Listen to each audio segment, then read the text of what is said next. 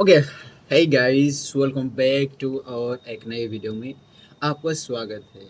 आज के इस वीडियो में मैं पढ़ने जा रहा हूँ और एक नई chapter from the Ashtavakra Gita. Okay. एक एक व्यूअर ने मुझे पूछा है कि भाई आप कर क्या रहे हो यहाँ पर। मैं मैं कुछ नहीं, डेली में एक हैबिट बनाना काफ़ी हैबिट बनाने की कोशिश कर रहा हूँ, पढ़ने की, हर दिन पढ़ने का। एंड हर दिन मुझे ना 3 श्लोकास पढ़ना होता है इस बुक की। ओके। तो इसे मैं कंटिन्यू रखना चाहता हूँ सब दिन के लिए। तो यही यही यही हैबिट बनाने में मैं लगा हूँ। ओके। तो तो बिफोर जो इंट्रोडक्शन ऑफ द चैप्टर 16 को पढ़ने से पहले मैं थोड़ा आपको रिवाइज करवा देता हूँ कि जो पिछले चैप्टर की जो मैं लास्ट हम बात किए थे about the shloka number 19 and shloka number 20 के बारे में। दैट इज 19 ये कहता है कि तो शोध बोध है अतः निर्विकल्प और रहो, संकल्प विकल्प से इस चंचल चित्त को क्रोध न कर, अर्थात चलायमान न कर, इसे विश्रांत रहने दे और सुख पूर्वक स्वात्मा में स्थित हो। ओके। तू शुद्ध बोध है, मतलब तू शुद्ध है, प्योर प्योर सोल है तू। अतः निर्विकल्प रहो, तू इससे निर्विकल्प एक रहो। संकल्प विकल्प से इस चंचल चित्त को क्रोध न कर, अर्थात चलायमान ना कर, इसे विश्रांत रहने दे और सुख पूर्वक स्वतना में स्थित हो एंड अच्छे से आप रहो। एंड द श्लोका नंबर 20 ये कहता है कि ध्यान को स्थान मत दो, इसे सर्वत्र से ध्यान दे, त्याग दे, सॉरी त्याग दे, हृदय में कुछ भी धारण मत करो। तू आत्माबोध पूर्ण मुक्त है, ध्यान तेरा धर्म ही नहीं। मुक्ति और बंधन के बारे में मत सोच, इससे ना कोई मुक्त होता है और ना बांधता है। ओके। तो ध्यान को मत सोच। ध्यान एक क्या है? ध्यान हम किस लिए करते हैं? कुछ पाने के लिए, एक शांति पाने के लिए। कुछ शांति, कुछ पाने की इच्छा रखना ही बंधन है। इसीलिए ध्यान भी एक बंधन की तरह होता है। इसीलिए अष्टावक्र कह रहे हैं वो ध्यान को ना गलत नहीं कह रहे हैं, बस वो अपने हिसाब से समझा रहे हैं, समझाना चाहते हैं। क्योंकि उन्होंने पहले भी बता चुके हैं कि कुछ चीज़ों की इच्छा रखना वो होता है बंधन, एंड जो निस्पृहा इच्छा रहित वो होता है आत्मा, जो कि तू है। ओके। ये समझाने की कोशिश कर रहे हैं। ये श्लोका नंबर 20 कहता है। एंड आज और एक नई चैप्टर के आज जो ओपन होने वाला है, शुरुआत करने वाले हैं, दैट इज षष्ठदश प्रकरण, मतलब चैप्टर 16। ओके। इसका जो टाइटल है दैट इज निर्विकल्पोदेश।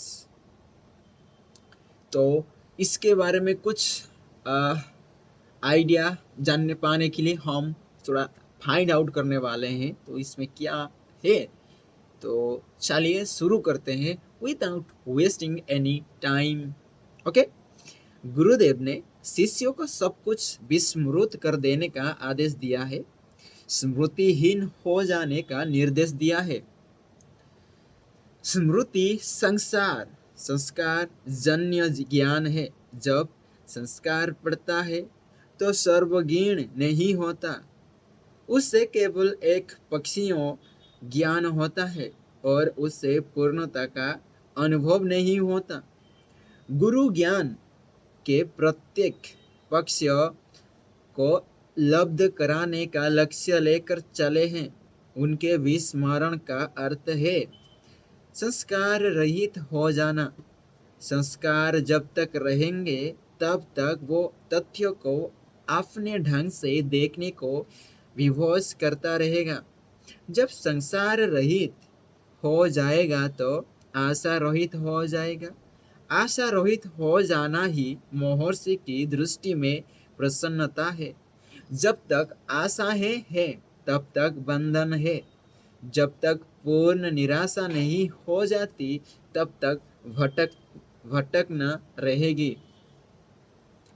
ओके, जो इस पैराग्राफ में ये कहना चाहते हैं कि जब तक संस्कार रहित नहीं हो जाते तुम बंधन में ही रहोगे। जब तक आशाएं हैं तब तक बंधन है, और जब तक पूर्ण निराशा नहीं हो जाती तब तक भटकना रहेगी। ओके, जब तक निराशा नहीं हो जाती तब तक भटकना ही रहेगा। ओके, एंड हमें पता है कि हर चैप्टर की जो शुरुआत में, जो इंट्रोडक्शन पार्ट में हमें एक श्लोका मिलता है। जो श्लोका पूरी जो चैप्टर होती है उसी की जो सारांश को आपको पेश करती है, आपको रखती है आपके सामने। ओके, तो चलिए इस श्लोका को देखते हैं। दैट इज एस्य भीमानो मक्ष्य अपि देहे अपि ममता तथा न च ज्ञानी न वा योगी केवलम दुख भागोयसई। ओके ओके, इस श्लोक के जो मीनिंग है दैट इज जो मक्ष्य का अभिमान करे और देह से आसक्त रहे, ऐसा व्यक्ति ना तो ज्ञानी होता है और ना योगी। वह तो केवल दुखों का भागी, अर्थात वो साधारण संसारी की भांति मोहग्रस्त रहकर कष्टों को ही भोगता है। ओके, जो कहता है ना, अभिमान करता है, अहंकार रखता है कि भाई मैं मत्स्य, मैं मत्स्य, जो कि मत्स्य का अभिमान करे और देह आसक्त रहे, मत्स्य का भी अभिमान करे और देह से भी आसक्त प्यार करे, ऐसा व्यक्ति ना ज्ञानी होता है ना योगी होता है। ऐसा तो एक साधारण संसारी व्यक्ति होता है जो कि सिर्फ दुख ही भोगता है सारे जीवन। ओके, एंड नेक्स्ट, निम्नता से उच्चता की ओर ज्ञान यात्रा हो रही है। बहुत सद कर चल रहे हैं। गुरु और शिष्य एकांत प्रांतरों में पूर्ण शांति है। जब गुरु वाणी मुखर होती है तो शिष्य मुख हो जाता है। एक एक शब्द पर चित धरता है।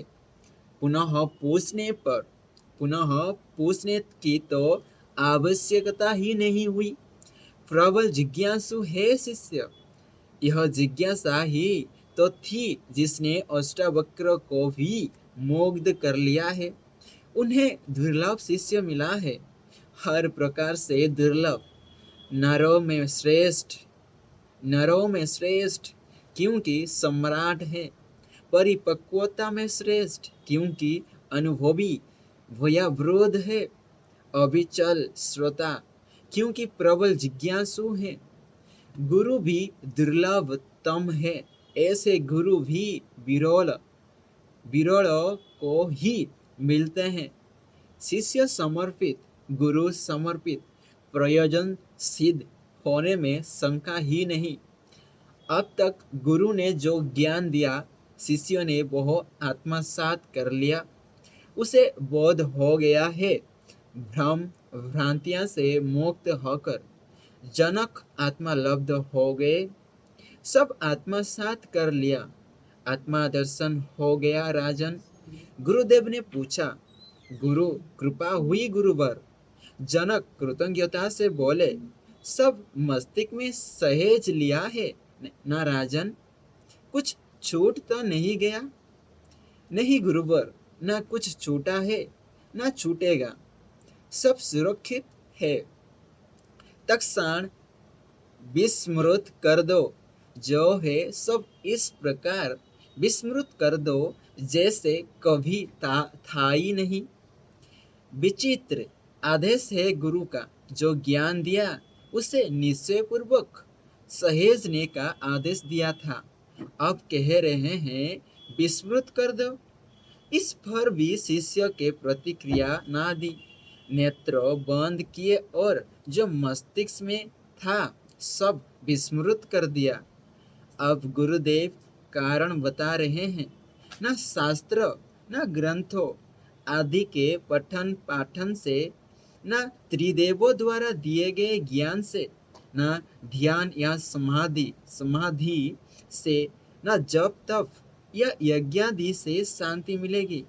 सब विस्मरण कर दो, निष्क्रिय हो जाओ। निष्क्रिय अर्थात कर्म मुक्त। व्यवहारिक सांसारिक मानसिक सभी कर्म को तिरोहित कर दो। यह प्रक्रिया ही रीत कर पुनः भरने की।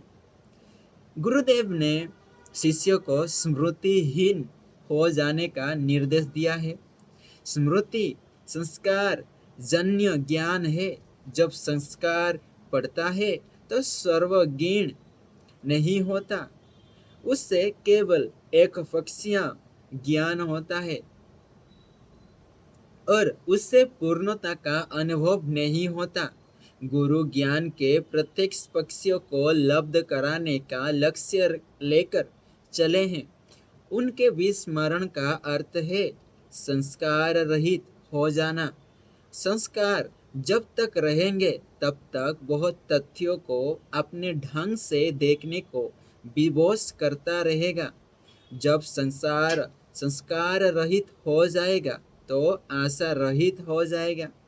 आशा रहित हो जाना ही महर्षि की दृष्टि में प्रसन्नता है। जब तक आशाएं हैं तब तक बंधन है।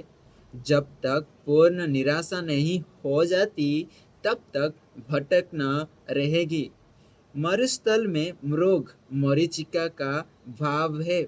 मृग इधर उधर दौड़ता भटकता रहता है क्योंकि उसकी आशा नहीं जाती। आशा तो तब जाएगी जब बोध होगा यह अपने आप नहीं होता। इसके लिए किसी की शरण में जाना होता है या प्रारब्ध किसी को मार्गदर्शक बनाकर भेजता है। जब कोई यह निश्चय करा दे कि मरुस्थल में जल मिलेगा ही नहीं तो घोर निराशा होगी। इसी निराशा को गुरुदेव ने प्रसन्नता कहा है। इस निराशा से भटकवा तो निश्चय ही समाप्त हो गया, यही प्रसन्नता है। महर्षि ने विस्मरण के पश्चात पूर्ण बोध का लक्ष्य दिया है। महर्षि ने कहा कि तत्क्षण विस्मृत कर दो। शिष्य ने भी विलंब नहीं किया, कहा कि हो गया। उसने कोई प्रश्न नहीं किया, निर्देश मिला, पालन किया। अब रीत गई है, रीत रहे हैं। क्या क्या रीताना रीतना है, यह गुरुदेव विस्तार से बता रहे हैं। संचित ज्ञान में मेरा संकल्प विकल्प भिन्न अभिन्न आदि आदि सब विस्मरण करना है। यह अध्याय विहंगम है। गुरु के द्वारा उच्च सोपान पर ले जाने का अद्वितीय ज्ञान है। ओके, जो अकॉर्डिंग टू मैं जो भी समझा, तो इस जो इंट्रोडक्शन पार्ट में अब तक जो रीड किया मैंने, इसमें ये कहा गया है कि गुरुदेव अष्टावक्र महर्षि जो उपदेश जो ज्ञान दिए थे राजा जनक को, अभी बोल रहे हैं कि सब भूल जाओ, सभी को भूल जाओ। एंड संचित ज्ञान में मेरा संकल्प विकल्प भिन्न भिन्न आदि सब को भूल जाओ, विस्मरण करना है। यह अध्याय में इस सोपान में एक और ऊपर लेने की एक सोपान पर जाने की अद्वितीय ज्ञान है। ओके, जैसे कि हमें इसका जो इंट्रोडक्शन पार्ट में ही हमें पता चल गया है कि भाई इस चैप्टर में क्या होने वाला है। या होने वाला है दैट इज जितने भी ज्ञान दिए थे ना अष्टावक्र महर्षि अष्टावक्र ने, उस सभी ज्ञान को अभी जनक को बता रहे हैं कि ये सब ज्ञान में तेरा भिन्न भिन्न सब कुछ विस्मृत सब कुछ आपको भूल जाना है, विस्मरण करना है। एंड उसके बाद आपको क्या अद्वितीय ज्ञान की ओर सीखने को और मिलेगा।